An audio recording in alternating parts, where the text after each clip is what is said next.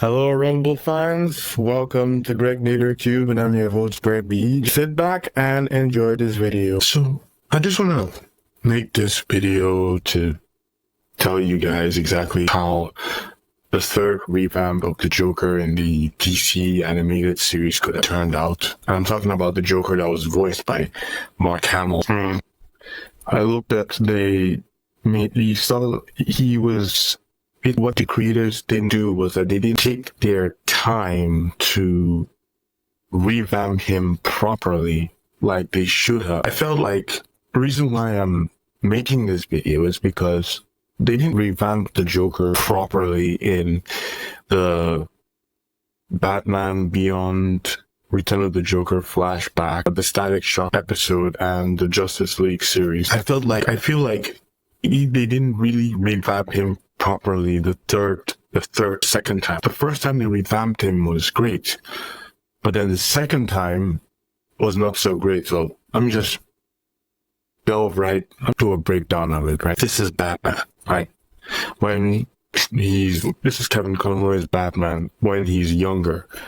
And this is Mark Hamill's Joker when he's also younger. They're both the same age, and the Joker's dressed up like a clown, even though he's well versed in organized crime. Yes, it's like this match right here. You can see that this match is perfect. It's a perfect match to be exact. The Joker, Batman, and for the animated series, it's a perfect match. Then, also, what else is also a perfect match is this, the new animated series. This is Batman from the new animated series, and this is the Joker from the new animated series. This is the first time they revamped the Joker. Now, the Joker doesn't have clown makeup. He's dressed like a gangster.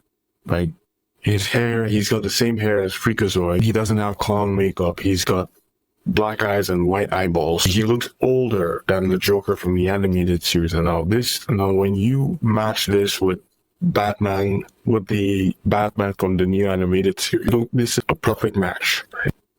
Because they always add it in the new animated series. So yeah, you can see why I'm saying that this is a perfect match, because of, like I said, these two characters have been revamped into something much more darker, something much more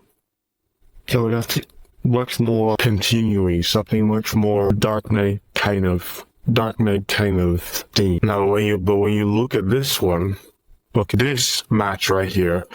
This is an imperfect match. You've got Batman from the new animated series and the Joker from the Justice League series. This is the Joker they used in the flashback of the Batman Beyond Return of the Joker movie, which I find strange here. Now, I'm going to show you guys a picture that you guys will also find strange here. This picture was taken from a Batman Beyond episode whereby Bruce and Terry went to Crime Alley, and while Terry was touring around old Gotham alone, Bruce goes into the old GCPD.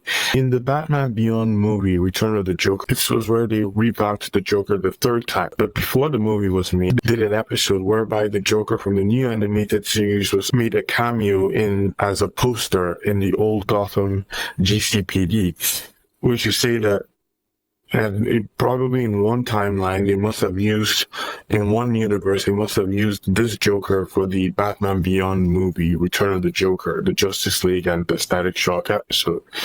But in this current timeline, they used this Joker.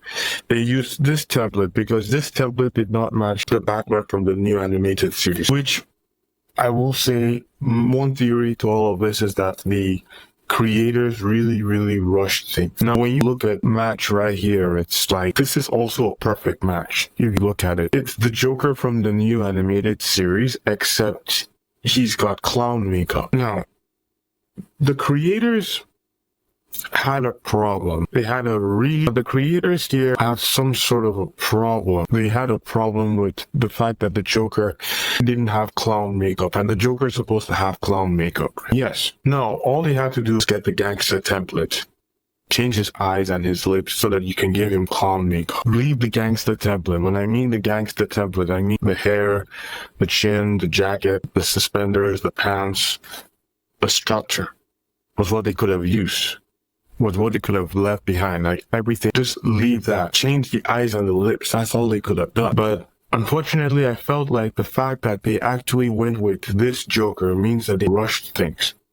And I will say, another thing I found out was that the Batman Neo animated series and the Justice League TV series and the Static Shock episode, they were all done in the same era. So in the same timeline, in the same era. Around this time, like the Static Shock and the Justice League series and the flashback of the Batman Beyond movie probably happened in the second part of the new animated series that touched on episodes that were never aired. In the second part, we knew that Dick Grayson, aka Nightwing, left Gotham to go and establish himself in Bloodhaven. So what they could have done was, they could have just, like I said, the creators had a problem with the Joker not having clown makeup. So what they could have done was, they could have changed his eyes and his lips to give him the clown makeup he had the night that he died. And it's not just for that. They could have also changed him like this. Because somebody used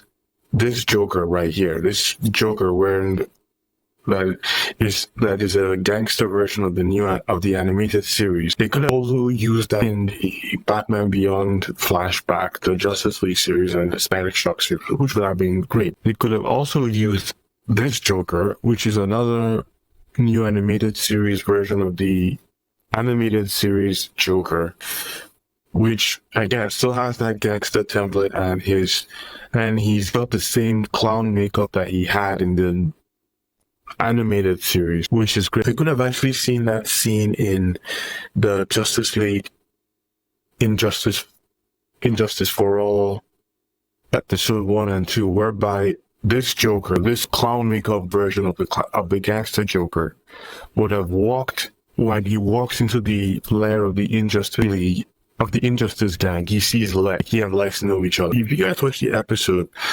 when Lex saw him the second time, Lex wanted him out of the building because of what happened in the events of World's Finest.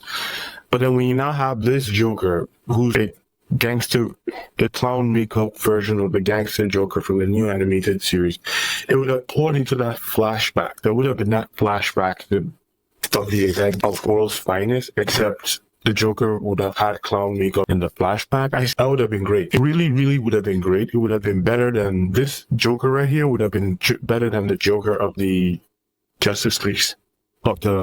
This Joker right here would have been way better than the Joker we saw in the Justice League series. When I think about the Joker's second revamp in the DC animated series, what I think was that the creators didn't take their time to revamp him properly.